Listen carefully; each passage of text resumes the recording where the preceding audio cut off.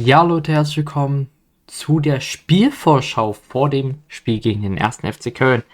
Ja, es wird wieder sehr, sehr interessant. Es wird ein sehr, sehr hitziges Spiel wahrscheinlich auch werden. Lasst gerne ein Like und ein Abo da, um nichts mehr zu verpassen. Ab 99 Cent kann man hier Mitglied werden. Das würde mich auch riesig unterstützen. Dankeschön an jeden, der das macht.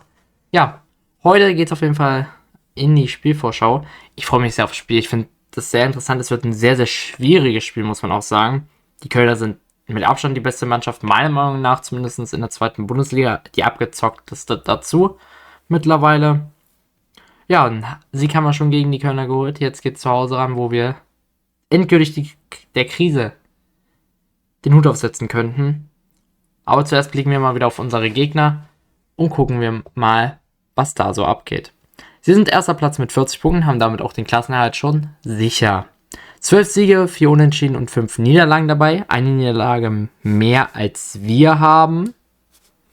Schlüsselspieler dabei sind meistens Downs, Meiner und Heinz. Heinz vor allem im DFB-Pokal absolut krasse Leistung. Respekt geht da nochmal raus. Ich fand Kölner sowieso sehr, sehr stabil. Spielsystem ist 3-4-1-2, also genau das gleiche wie Nürnberg. Das heißt, wir werden wieder ein paar Probleme bei Stadef haben, weil es diese Stadef nicht gibt. Ich weiß nicht warum. Aber wir kriegen das hin. Verletzte gesperrte Spieler sind dabei Pauli, Kilian, Marte, Christensen, Lemperle und Uth. Ja. Mögliche Startelf haben wir hier. Schwebe wird so wie immer im Tor sein. Schmid, Heinz und Hübers in der Innenverteidigung. Würde Sinn ergeben. Gazibegovic so wie immer rechts außen. Und Packerada links. Hüseyin Basic und Olesen werden sehr wahrscheinlich das Mittelfeld bilden. Zumindest laut Pressekonferenz hat sich das so angehört. Meiner und Downs im Sturm. Hier müssen wir uns Meiner oben vorstellen. Lubicic wird so wie immer den ZOM machen. Und beispielsweise ein Gazibegovic, der ist halt schon ordentlich was wert, am Marktwert.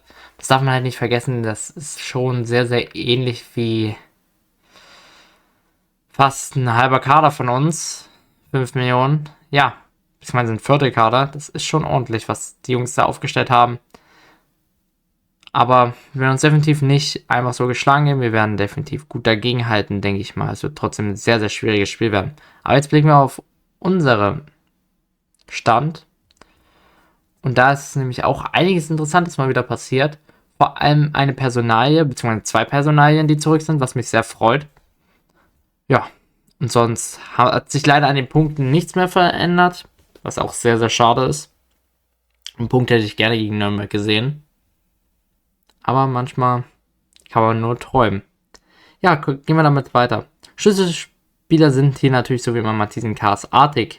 9 Siege, 8 Unentschieden und 4 Niederlagen haben wir auf unserem Konto. Damit eine Niederlage weniger als Köln. Ist jetzt aber nicht unbedingt positiv, weil die haben mehr Punkte und das zählt im Endeffekt. Verletzte gesperrte Spieler sind dabei nur Bockhorn und Musunda. Bockhorn und Kohinja. Sorry. Mein Fehler an dieser Stelle. Kohinja fehlt weiterhin Kreuzer, genauso wie Herbert Bockhorn. Aber das Positive an der ganzen Sache ist, dass wir Musunda zurück haben. Darauf wollte ich eigentlich hin. Das heißt, er wird eventuell wieder im Kader stehen, er ist nun endlich wieder bereit. Mögliche Startelf habe ich hier. Ich sehe Reimann im Tor. Matthiesen und Hugonet werden so wie immer die Innenverteidigerkette bilden. Neu für mich auf dem Feld Pfeiffer. Ich will es gerne sehen. Ich möchte es sehen. Ich mag Heber überhaupt nicht da hinten drin. Zur Not muss man ihn halt in der Halbzeit auswechseln. Neuenberger wird so wie in letzter Zeit immer links spielen. Macht einen guten Job. Ankuri wird wieder auf seine ZOM gehen. Gnaka, ZM oder ZDM. Herrscher wird so wie immer rechts außen mit Botschuh auf dem Flügel spielen. ATKs bilden das restliche Duo da vorne dann. Neben Botschuh noch damit das Trio. Ja, es wird sich nicht viel ändern. Ich denke mal höchstens 2 Wechsel. Neuenberger wird, denke ich mal, relativ sicher wieder stehen.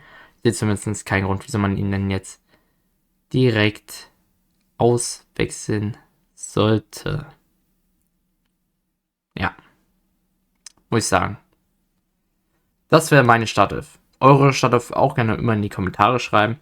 Hier sind meine Schlüsselduelle wieder fürs Spiel. Hugonet, Matthiesen werden einen sehr, sehr schwierigen Job haben mit Pfeiffer oder Heber. Gegen Downs und Meiner. Botschuh wird gegen Schmid antreten. Das wird auch nicht unbedingt viel einfacher werden. Und Erhankuri gegen Hüseyin Basic. Da habe ich die Hoffnung, daher, dass Erhankuri sehr, sehr dribbelstarker Spieler ist und Hüseyin Basic, denke ich mal, damit Probleme haben wird, könnte es interessant werden, wie das Schlüsselduell sein wird. Mal gucken. Mein Tipp, ist sehr gewagt. Ich tippe 2-1 für uns. Ich habe sehr lange überlegt, soll ich denn jetzt 1-1 tippen? Ich habe hier 1-1 in die Klammern geschrieben, das ist mein realistischer Tipp. Wir könnten auch 2-1 verlieren oder so. Aber die sind halt nicht ohne Grund Tabellenführer. Ist schon eine sehr, sehr starke Mannschaft, auf die wir treffen. Ich hoffe natürlich auf einen Sieg. Wäre natürlich perfekt.